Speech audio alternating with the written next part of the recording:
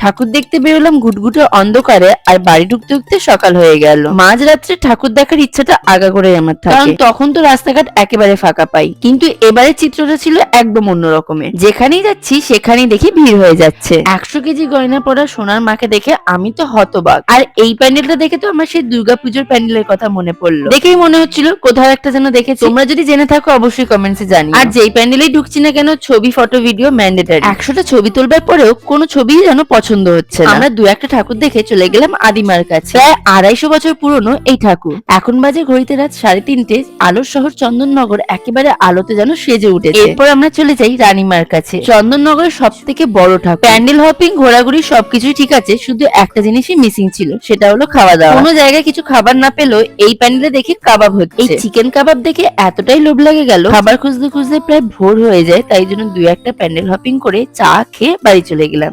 By.